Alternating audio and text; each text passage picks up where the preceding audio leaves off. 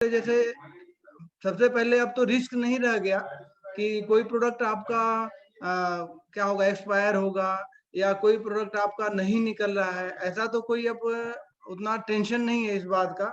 और हमारे समझ से किसी को इसका नहीं टेंशन होगा। और दूसरी चीज है कि जो हम चीज पर्सनल यूज करते हैं, पर्सनल भी अगर हम देखें तो कम से कम हम 25-30 प्रोडक्ट यूज करते हैं, तो उसका स्टॉक हम थोड़ा सा बढ़ा सकते हैं।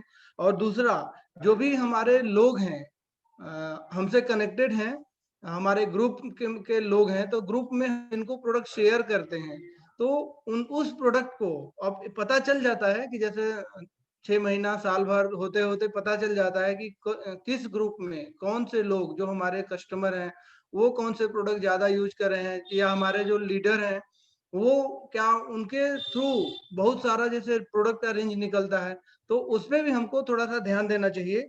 और तीसरा है कि थोड़ा सा हम स्ट्रेच लेके काम करें। जैसे जैसे हमारे पास जैसे डेली है, डेली अगर 10 है 15 है हमेशा रहता है, तो 20-25 भी कभी हो जाता है, तो हमको मालूम है कि वो निकल जाएगा, तो हम उसको थोड़ा ज्यादा स्टॉक करते हैं।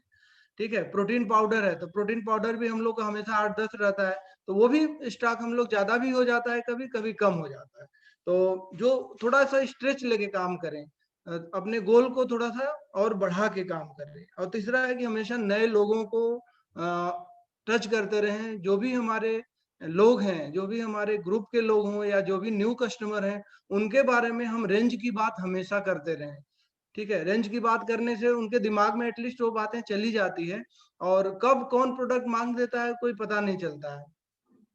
तो हमेशा नई कैटेगरी को एक्सप्लोर करते रहें और कनेक्ट पीपुल।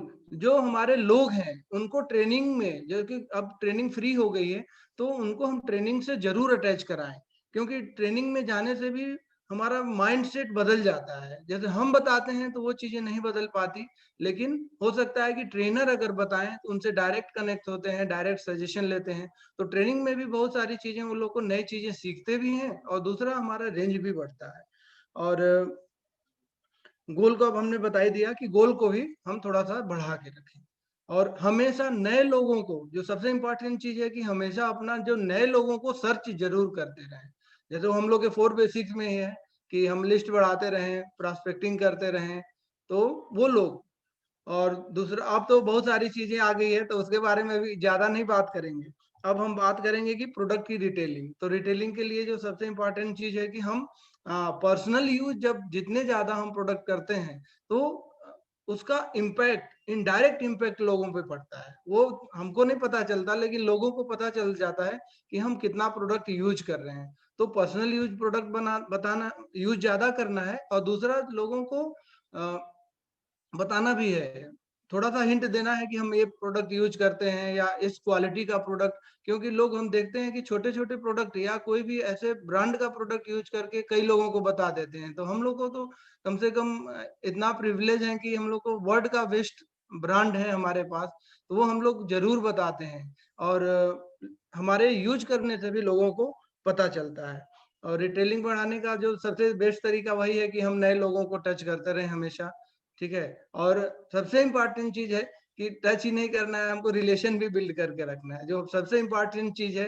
क्योंकि हमारे जितने भी लोग हैं बस रिलेशन पे ही अटैच हैं, और हमारे में ऐसा नहीं है कि बहुत बड़ी क्वालिटी है कि हम उससे अटैच हो, लेकिन रिलेशन बिल्ड करना जो सबसे इम्पोर्टेंट चीज है। हम रिलेशन अगर बना के रखते हैं, तो हमारी हर सारा बिजनेस पूरा अपने आप हो जाएगा, हमको कुछ करने की जरूरत नहीं है। हमारा रिलेशन स्ट्रांग रहेगा तो सारा कुछ अपने आप होगा। हाँ, नए लोगों को डेली लेकिन टच करते रहना है, जैसे 1 कॉल, 2-4 कॉल, 10 कॉल जरूर हम करते रहें, फील्ड में रहें, तो अपने आप रिटेलिंग बढ़ेगी।